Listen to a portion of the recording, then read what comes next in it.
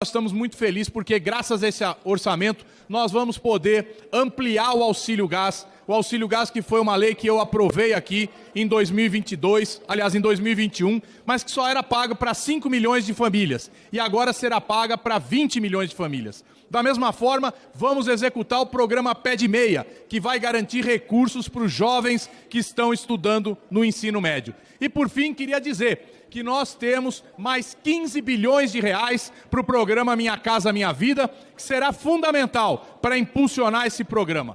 Nosso governo, apesar de ter um arcabouço que limita os gastos e apesar de conviver com uma taxa de juros absurda, tem feito com que esse país cresça, se desenvolva e a renda seja distribuída. Então, vamos aprovar esse orçamento, porque esse orçamento vai impulsionar o desenvolvimento do país. Redação final do PLN 26 de 2024. Em votação na Câmara dos Deputados. Os deputados e deputadas que aprovam a redação final permaneçam como se encontram. Aprovado. Em votação no Senado Federal. As senadoras e os senadores que aprovam a redação final permaneçam como se encontram. Aprovada a redação final. O PLN 26 de 2024 vai à sanção presidencial. Fazer um registro também de agradecimento da construção política em relação às lideranças partidárias, sejam de partidos da base do governo, sejam de partidos da oposição, que puderam, ao longo deste período, levar o seu ponto de vista, as suas ponderações, as suas manifestações em aprimoramento ao orçamento público do Estado brasileiro. E na condição de presidente do Senado e do Congresso Nacional, dar um abraço caloroso também à Sua Excelência, o presidente da Câmara dos Deputados, deputado federal Hugo Mota, e dizer ao deputado Hugo Mota da nossa satisfação, da nossa felicidade de estarmos convivendo num ambiente de pacificação na relação política e institucional entre a Câmara dos Deputados e o Senado da República.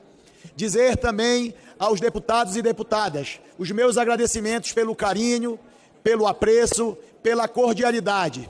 Dizer a Vossas Excelências que é uma honra presidir o Congresso Nacional e saber da importância, da magnitude dos nossos compromissos com o Brasil a partir do Poder Legislativo brasileiro. Efetivamente, são deputados e deputadas, senadores e senadoras eleitos pelo povo nos 27 estados da Federação que representam a voz soberana do povo brasileiro nesta casa. Na Casa do Povo, na Câmara dos Deputados. E também no Senado da República, a Casa da Federação, a Casa dos Estados brasileiros. E nesse sentido, os cumprimentos se estendem também a atores importantes do Poder Executivo na figura da ministra Gleisi Hoffmann. A ministra Gleisi Hoffmann, num debate franco, honesto e verdadeiro, construiu nos últimos dias um entendimento maduro e honesto com o Congresso Nacional, mostrando aonde o Poder Executivo e o governo poderia ceder na construção desta peça orçamentária que pudesse privilegiar o Parlamento brasileiro, as obras estruturantes do governo federal e, como exemplo, o Programa de Aceleração de Crescimento, mas, ao tempo, reconheceu a todo instante a importância do Parlamento brasileiro participar efetivamente da construção do orçamento do Brasil. São deputados e deputadas dos rincões deste país de dimensões continentais que sabem o que vive nos municípios brasileiros, o drama nas cidades e nos estados, socorrido muitas das vezes pelas emendas parlamentares destinadas por deputados, deputadas, senadores e senadoras.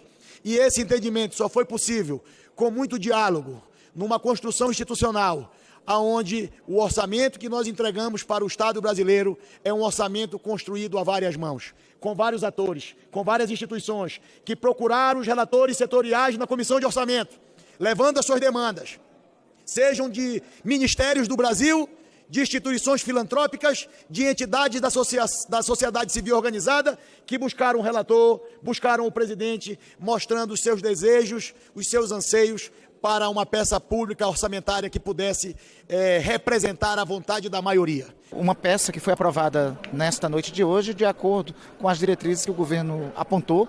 É uma peça que preserva 60 bilhões de reais para o Programa de Aceleração ao Crescimento, a principal ação do programa do governo do presidente Lula. Mantém a margem de remanejamento de 25% a 30%, tanto das despesas discricionárias quanto das despesas do próprio PAC. Isso agilizará, inclusive, a implementação das medidas e das ações do PAC pelo Brasil inteiro. E é o resultado de uma discussão longa, mas profícua, ocorrida entre o Congresso Nacional e o governo. Eu acho que ficou uma peça adequada para esse ciclo virtuoso que está em curso no Brasil. Para o Brasil que está crescendo a uma média de 3%, para um Brasil que tem o menor índice de desemprego dos últimos 10 anos, para um Brasil que está retomando o seu caminho entre as economias mais desenvolvidas do mundo, para um país que está sendo reconstruído. Nós temos um conjunto de prioridades agora na agenda do Congresso. O governo encaminha nessa semana o projeto que isenta mais de 30 milhões de brasileiros de pagar imposto de renda. Esperamos que o Congresso aprecie o quanto antes esta matéria. E sobretudo, a aprovação no dia de hoje é uma comprovação de que, às vezes, algumas previsões não são exatamente como alguns dizem. É uma peça que apresenta um superávit de 15 bilhões, mostrando também a responsabilidade fiscal que esse governo tem. E é uma peça que ocorre, a sua aprovação, na segunda semana após a nomeação da ministra Gleice Hoffmann para o Ministério das Relações Institucionais e da Articulação Política do governo. Também frustrando algumas perspectivas que alguns tinham de que teria sido uma medida equivocada a nomeação da ministra Gleice. A ministra Gleice mostra também a sua competência junto com o conjunto dos líderes partidários que construíram no dia de hoje a aprovação dessa peça orçamentária.